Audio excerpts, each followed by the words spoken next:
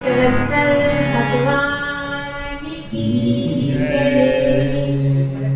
राधा सर्वेश्वर भगवान की जय।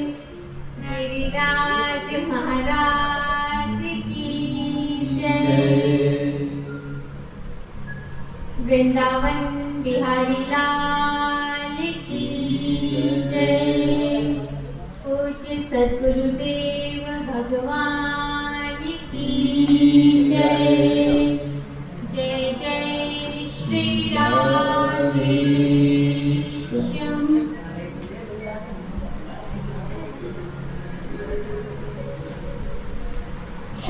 परीक्षित जी ने सुखदेव जी से पूछा कि भगवान ने कालिए को रमणक द्वीप क्यों भेजा। यह जो कथा है यह आप विस्तार पूर्वक कहिए।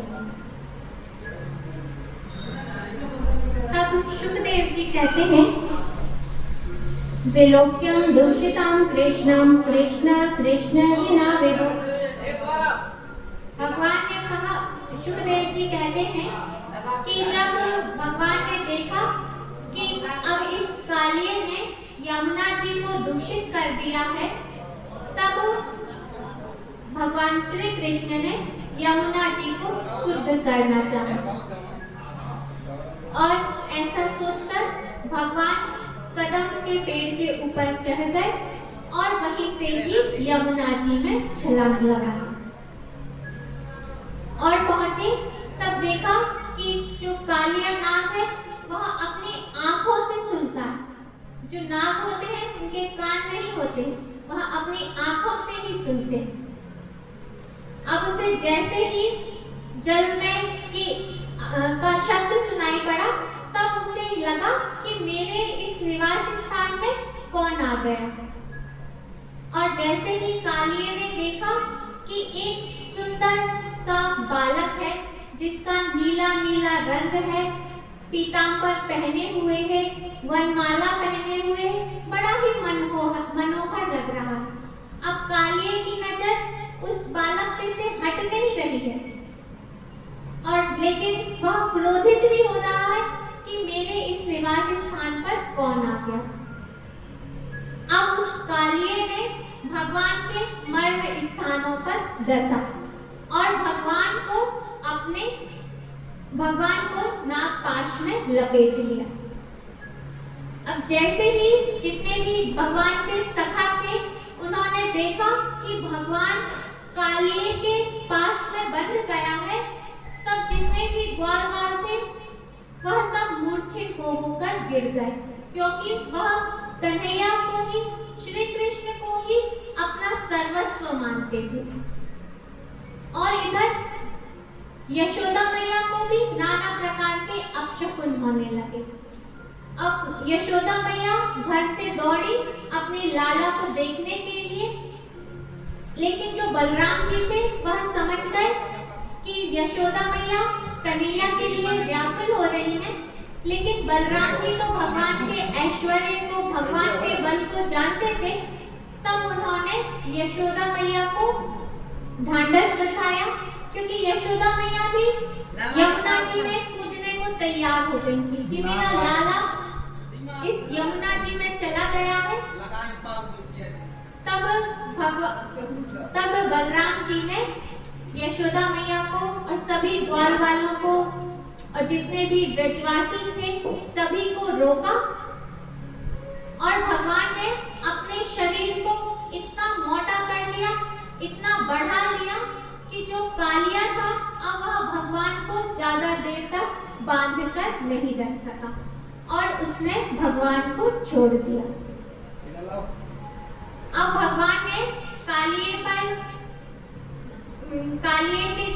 को सबक सिखाने के लिए उसके शीश के ऊपर चढ़ गए। और कालिया नाग जिस मुख से भगवान को डसने का प्रयास करता, भगवान उसी के उस मुख को कुचल देते, क्योंकि जो कालिया नाग था उसके 101 फर थे। अब भगवान ने जैसे ही वो अपना मुख नहीं झुका रहा था, जो मुख भगवान उसी के जाते। अब जितने भी देवता थे, देवांगनाएं थी, गंधर्व थे, वह सब आकाश में आकर स्थित हो गए और सभी ने देखा कि भगवान अब नृत्य करना चाहते हैं।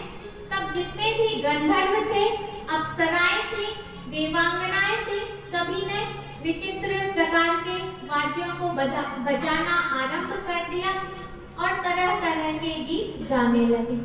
और भगवान अब कालिए के जितने भी शीश हैं उन सभी पर नृत्य करने लगे। और जो कालिया था वह उसके जो शीश थे वह भगवान ने अपने पद प्रहार से कुचल दिए थे और वह खून उगलता हुआ बेसुध होकर गिर पड़ा। जब नाग पत्नियों ने देखा कि हमारा जो पति है वह प्राण विहीन होकर मूर्छित होकर गिर पड़े हैं, तब नाग पत्नियों ने भगवान की स्तुति की। नाग पत्नियों ने कहा, नानाग भ्रष्टम नाचा सार्वभौमम न पारमेष्टम न रसाधिपत्यम न योग सिद्धि न पुनर्भवम वा वचांसि यत् पादरज प्रपन्ना। नाग पत्नियां कह रही है कि प्रभु, जो आपके चरणों की शरण ले लेता है उसे तो स्वर्ग का राज्य आदि की अभिलाषा नहीं होती है, उसे पृथ्वी की बादशाही भी नहीं चाहिए होती है, उसे रसातल का राज्य भी नहीं चाहिए और उसे जो ब्रह्मलोक है उस पर भी अपना स्थापत्य नहीं चाहिए। वह तो और उसे जितनी भी योग की सिद्धियां हैं वह भी नहीं चाहिए। वह तो केवल आपकी शरणागति ही चाहते हैं। और प्रभु, आप हम पर इतनी कृपा कीजिए कि हमारे यह जो पति हैं इनके प्राण आप हमें लौटा दीजिए। हम आपसे केवल यही प्रार्थना करते हैं। अब भगवान ने देखा कि जो नाग पत्नियां हैं वह भगवान की इस प्रकार स्तुति कर रही हैं, तब भगवान उन नाग पत्नियों पर प्रसन्न हो गए और कालिए को जीवन दान दे दिया। अब जैसे ही कालिए को कुछ चेतना आई, तब कालिए ने भगवान की स्तुति की। कालिए नाग ने कहा कि प्रभु, हमें जन्म से ही यह क्रूर स्वभाव प्राप्त है। यह स्वभाव किसने प्रदान किया है? प्रभु, आपने ही प्रदान किया है। हमारे अंदर जो यह विष है यह किसने दिया है? यह सब आपने ही प्रदान किया है। और जो जीव का स्वभाव होता है वह इतने जल्दी स्वतः ही नहीं बदल जाता है। अब हम प्रभु आपकी शरण में हैं। अब आप मेरे साथ जो करना चाहें आप कर सकते हैं। यदि आप मुझे क्षमा करना चाहते हैं तो मुझे क्षमा कीजिए और आप मुझे जो आज्ञा देंगे मैं उसे स्वीकार करूंगा। भगवान ने कालिए से कहा कि अब तुम यहाँ से यमुना जी को छोड़कर चले जाओ और तुम चले जाओ रमणक द्वीप में, जो नागों के रहने का स्थान है। लेकिन कालिए ने कहा कि प्रभु, मुझे गरुड़ से बड़ा ही भय लगता है। तब भगवान ने कहा कि अब तुम्हें गरुड़ से किसी भी प्रकार का भय करने की जरूरत नहीं है, क्योंकि तुम्हारा यह जो शरीर है मेरे पद चिन्हों से अलंकृत हो गया है। अब तुम्हें गरुड़ से किसी भी प्रकार का भय नहीं है। तब परीक्षित जी ने शुकदेव जी से पूछा कि जो कालिए नाग थे उन्हें गरुड़ से इतना भय क्यों था? इसके पीछे क्या रहस्य है? तब शुकदेव जी ने बतलाया कि जो गरुड़ है वह पहले किसी भी नाग को खा लिया करते थे। तब सभी नाग भयभीत हुए और सभी ने यह मंत्रणा की कि इस प्रकार तो हमारी जो जाति है वह समाप्त ही हो जाएगी। अब हमें अपने को बचाने के लिए कुछ उपाय करना चाहिए। तब सबने यह सोचा कि आओ अपन प्रत्येक घर से एक एक नाग को गरुड़ जी को बलि देते रहेंगे, जिससे हमारे बाकी जितने भी नाग हैं उनका जीवन सुरक्षित रहे। तब यह जब गरुड़ जी आए तब सभी नागों ने कहा कि हम प्रत्येक माह आपको एक एक नाग की बलि देते रहेंगे और फल आदि अन्य जितना भी है जो आपके खाने योग्य है वह सब हम स्वतः ही आपको देंगे, आप हमारा इस प्रकार वध ना किया करें। तब गरुड़ जी ने कहा कि मुझे प्रत्येक माह नहीं अपितु प्रत्येक दिन एक सर्प चाहिए। तब नागों ने सोचा कि अब ऐसा ही किया जाएगा। अब ऐसा करते करते प्रत्येक घर से एक एक नाग की बलि देने लगे। तब कालिए नाग के समय आया कि आज इसके घर से कोई बलि जानी है। तब कालिए नाग ने जितने भी भोजन सामग्री आदि रखी हुई थी उसे तो स्वतः ही खा लिया और फिर किसी नाग को बलि के लिए भेजा भी नहीं। तब गरुड़ जी बड़े ही क्रोधित हुए और उन्होंने कालिए पर प्रहार किया। तब कालिए ने भागा और उसे कहीं भी त्रिलोकी में सभी जगह भागा, लेकिन उसे कहीं भी कोई सुरक्षित स्थान नहीं मिला। तब वह गया भगवान के पास में। तब नारद जी ने कहा कि अब तुम्हारे बचने के लिए कोई भी जगह नहीं है। अब यदि तुम बचना चाहते हो तो यमुना के पुलिन में चले जाओ, वहां पर एक कुंड है, वहां पर गरुड़ को शाप मिला है, तो शाप के कारण वह उस कुंड में नहीं जाता है। तब कालिए उसी कुंड में आ गए थे। एक बार जो सौभरी ऋषि थे वह यमुना जी में तप किया करते थे। तब गरुड़ जी आकर मछलियों को भक्षण करते थे और जो उसकी हड्डी वगैरह जो शेष अंग बच जाते थे वह यमुना जी में ही छोड़ दिया करते थे। सौभरी ऋषि ने देखा कि इस प्रकार यह जो गरुड़ जी है यह यमुना जी को अपवित्र कर रहे हैं और मेरी यह जो तप स्थली है इसे दूषित कर रहे हैं। तब उन्होंने गरुड़ को शाप दिया कि तुम अब यदि इस कुंड में आते हो तो तुम्हारा यह जो शरीर है यह स्वतः ही छूट जाएगा। इस भय से गरुड़ जी वहां उस कुंड में नहीं आते। यह बात जैसे ही कालिए को ज्ञात हुई तब कालिए नाग यमुना जी के उस कुंड में आकर रहने लगा और उसका जो विष के कारण यमुना जी पूरी विषैली हो गई थी। जो इस पावन चरित्र का श्रवण करता है उसे भगवान की भक्ति प्राप्त होती है। अब जितने भी ग्वाल बाल थे और नंद बाबा आदि जितने भी गोप थे वह रात्रि हो जाने के कारण वही यमुना जी के किनारे ही सो गए। और जैसे ही रात्रि हुई, क्योंकि गर्मी का समय था, तो जंगल में अचानक से ही आग लग गई और उस आग की तपन से सभी भयभीत हो गए।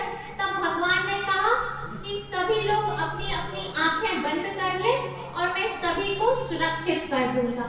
तब कन्हैया के कहने पर सबने अपनी अपनी आंखें बंद कर ली और भगवान ने उस अग्नि का दावानल का पान कर लिया और सभी को आनंद प्रदान किया। एक अध्याय में वर्षा ऋतु और शरद ऋतु का वर्णन है। भगवान वेणु बजाया करते थे, जिसकी ध्वनि से जितनी भी गोपियां थी वह आनंद मग्न हो जाती थी। तब गोपियों ने भगवान की वेणु को सुनकर गीत गाया, जिसे वेणु गीत कहते हैं, जिसके माध्यम से भगवान के जितने भी सौंदर्य हैं उनका वर्णन किया गया।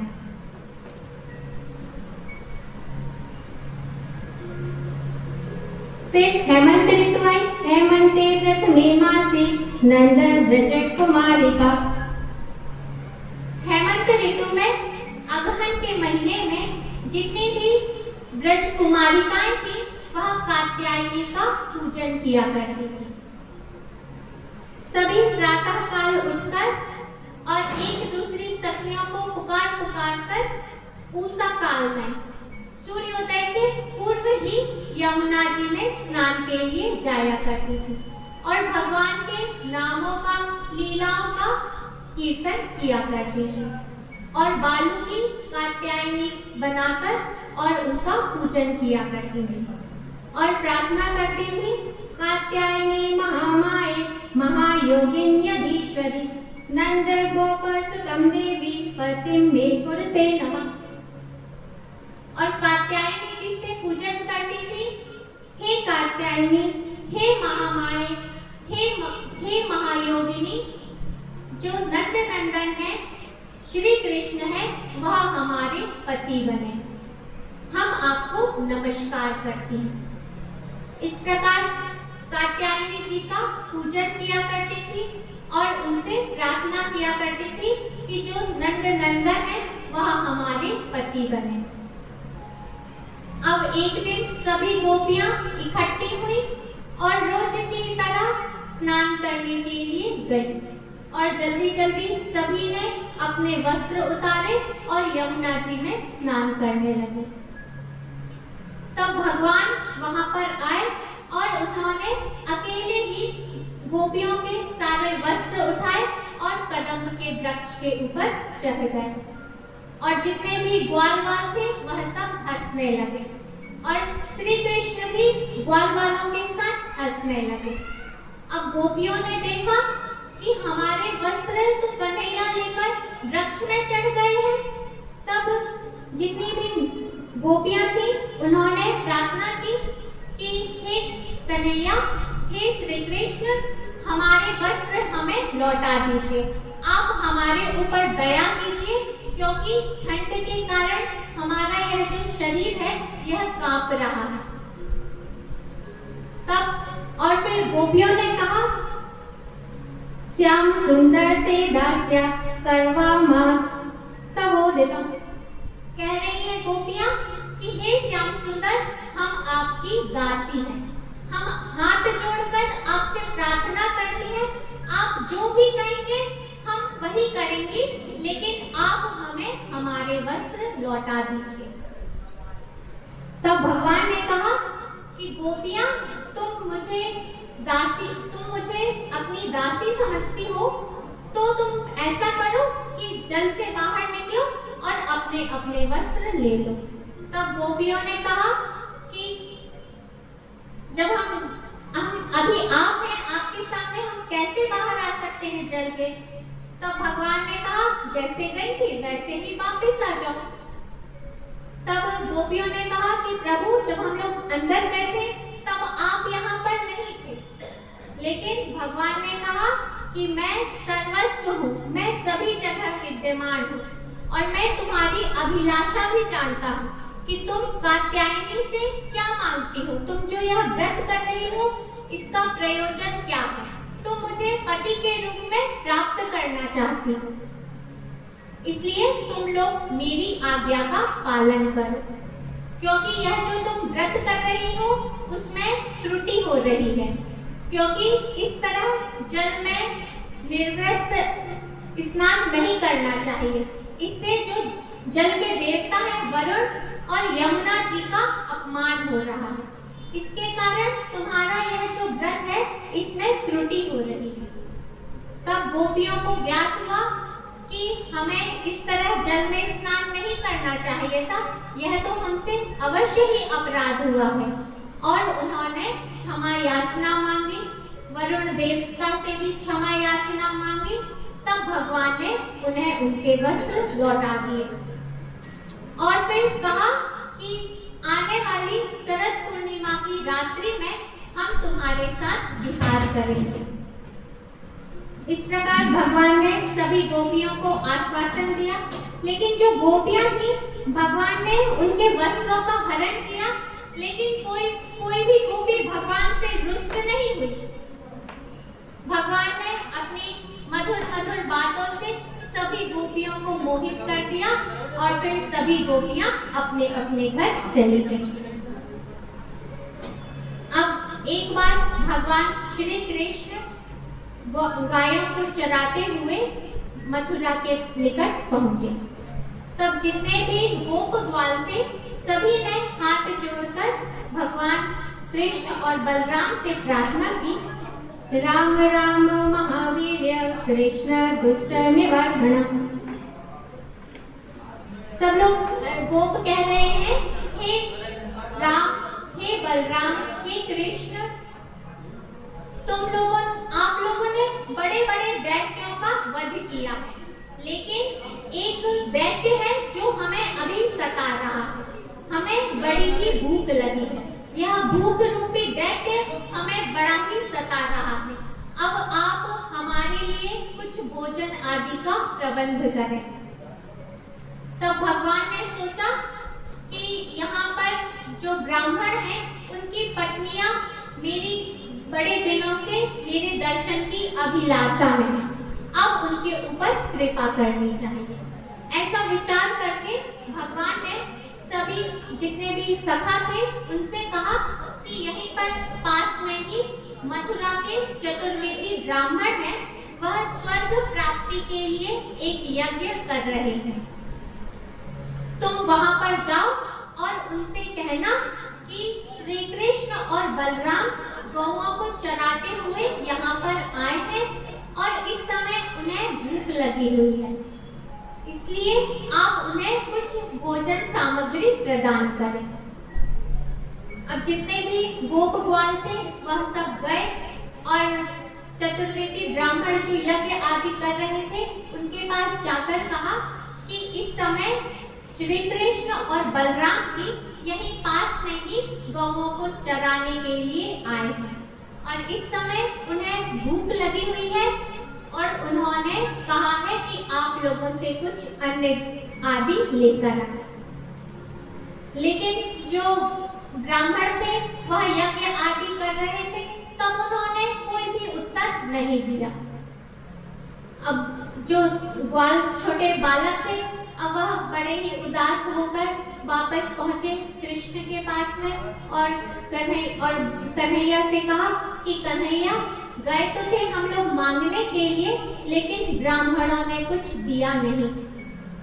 तब भगवान ने कहा कि अब तुम लोग फिर से जाओ और अब पत्नीशाला, अब जो ब्राह्मण यज्ञ कर रहे हैं उनकी पत्नियों से जाकर कहना कि भगवान श्री कृष्ण और बलराम जी आए हुए हैं और वह आप लोगों से अन्न आदि कुछ भोग सामग्री मांग रहे हैं, तो वह तुम्हें अवश्य ही देंगे। अब जैसे ही जितने ग्वाल थे वह सब पहुंचे ब्राह्मण पत्नियों के पास में और जैसे ही ब्राह्मण पत्नियों को ज्ञात हुआ कि स्वयं भगवान श्री कृष्ण यहाँ पर आए हुए हैं और हमसे भोजन की याचना कर रहे हैं, हमसे कुछ भोग सामग्री मांग रहे हैं, तो जितनी भी ब्राह्मण पत्नियां थी उन सभी ने अपने अपने घर में जो भी सामग्री उत्तम सामग्री बनाई हुई थी वह सब थाल में ले लेकर स्वयं गए भगवान को समर्पित करने के लिए। उस समय उनके जो पति थे, भाई बंधु थे, भ्राता थे, जितने भी लोग थे वह सब उन्हें रोक रहे थे, लेकिन जो यज्ञ पत्नियां थी उन्होंने किसी की भी बातों पर ध्यान नहीं दिया और पहुंच गए भगवान श्री कृष्ण के दर्शन के लिए। अब जैसे ही भगवान को देखी तो सभी भगवान को देखकर भगवान के सौंदर्य में मोहित हो गई, क्योंकि जितनी भी यज्ञ पत्नियां थी, ब्राह्मण पत्नियां थी, उन्होंने अभी तक केवल सुना ही था कि भगवान जो इतने सुंदर हैं, भगवान का श्याम शरीर है, पीतांबर पहने रहते हैं, वनमाला धारण किए रहते हैं। अब जैसे ही उन्होंने भगवान के सौंदर्य को देखा तो सब की सब मोहित हो गए, क्योंकि उस समय भगवान ने बड़ा ही सुंदर अपना रूप धारण किया हुआ था। जितने भी फूल पत्तियां आदि थी उनका मुकुट बनाकर उसे बांधे हुए थे, हाथ में बेड़ू पकड़े हुए थे, पीतांबर पहने हुए थे, नीला नीला सुंदर शरीर था और एक हाथ में कमल लिए हुए थे। और जो उनके चेहरे था उसमें घुंघराली अलके लटक रही थी। उससे भगवान बड़े ही सुंदर दिखलाई दे रहे थे। अब जैसे ही भगवान ने सभी ब्राह्मण पत्नियों को देखकर मंद मंद मुस्कुराया और ब्राह्मण पत्नियों से कहा, स्वागतम वो महाभागा अस्य ताम करवा किम। और सभी पत्नियों से कहा, यज्ञ पत्नियों से, कि आइए आइए, आपका स्वागत है, कहिए मैं आपके लिए क्या करूं, मैं आपकी क्या सेवा करूं। अब जैसे ही यज्ञ ब्राह्मण पत्नियों ने सुना तो वह बड़ी ही प्रसन्न हो गई और जितनी भी भोजन सामग्री आदि लेकर आई थी वह सब समर्पित की। तब भगवान ने कहा कि अब आप लोगों का जो अभिलाषा थी कि आप सभी को मेरा दर्शन हो, तो वह आप लोगों को मेरा दर्शन हो गया है। अब आप वापस जाइए, क्योंकि इस समय जो आपके पति हैं वह यज्ञ कर रहे हैं और बिना पत्नी के यज्ञ पूर्ण नहीं होता है, तब आप जाइए। तब जो यज्ञ पत्नियां हैं उन्होंने भगवान से कहा, मैवं विभो रहति भगवान गदितुं निसंसं सत्यं कुरुसं निगम तव पादमूलम्। ब्राह्मण पत्नियां कह रही हैं कि प्रभु, आपने वेद में आपकी जो वेद वाणी है आप उसे सत्य कीजिए। आप वेद में कहा करते हैं कि जो एक बार मेरी शरण में आ जाता है वह फिर लौटकर संसार में नहीं जाता। और हमने तो अपने पति पुत्र सभी कुछ छोड़कर अब आपकी शरण में आ गए हैं। अब आप ऐसे कठोर शब्दों का प्रयोग ना करें। तब भगवान ने कहा कि अब तुम मेरी हो गई हो, अब तुम्हें किसी भी प्रकार का कोई भय नहीं। लेकिन इस समय जो तुम्हारे पति हैं वह यज्ञ कर रहे हैं और तुम्हारे बिना उनका यज्ञ पूर्ण नहीं होगा। अब तुम मेरी हो गई हो, अब तुम जाओ और तुम शीघ्र ही मुझे पुनः प्राप्त करोगे। तब जितनी भी ब्राह्मण पत्नियां थी वह सब प्रसन्न हो गई और भगवान ने कहा कि अब तुम जाओगे तो जो तुम्हारे पति हैं वह तुम्हारे ऊपर दोष नहीं लगाएंगे, ना ही तुम्हें दोष भरी दृष्टि से देखेंगे, क्योंकि अब तुम मेरी हो गई हो। तुमने जो अपना अंतःकरण है वह मुझे समर्पित कर दिया। अब जैसे ही ब्राह्मणों की पत्नियां वापस पहुंची तो जितने भी ब्राह्मण थे उन्होंने किसी ने भी अपनी अपनी पत्नियों पर कोई भी दोषारोपण नहीं किया और यज्ञ आदि जितना भी कार्य था वह सब संपन्न कराया। और अब जितने भी ब्राह्मण हैं वह देख रहे हैं कि हमारी यह जो पत्नियां हैं यह भगवान को पूर्णतया समर्पित हो गई हैं। अब वह विचार कर रहे हैं और अपने आप को कह रहे हैं कि हमें हमारे इस ब्राह्मण कुल में जन्म लेने पर धिक्कार है। हमने इतने यज्ञ आदि जो भी किए हैं उन सबको धिक्कार है।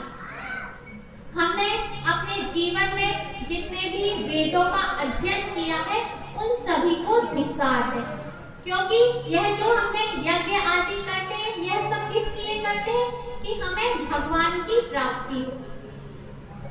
लेकिन भगवान हमको दर्शन देना तो चाहते थे, लेकिन हमने भगवान के उस प्रयोजन को नहीं समझ पाए और यह जो हमारी पत्नियां हैं इन्होंने स्वतः ही भगवान को प्राप्त कर लिया।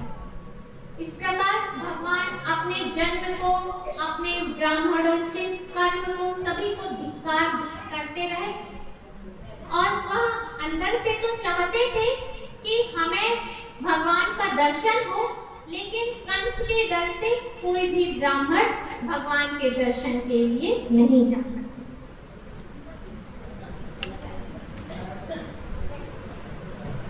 अब एक दिन भगवान ने देखा कि हमारे घरों में, पूरे ब्रज में एक उत्सव की तैयारी हो रही है। तब भगवान ने नंद बाबा से पूछा कि बाबा यह किस चीज की तैयारी हो रही है। तब नंद बाबा ने कहा कि हम इंद्र का यज्ञ करेंगे। बोलिए भक्तवत्सल भगवान की जय। पूज्य सद्गुरुदेव भगवान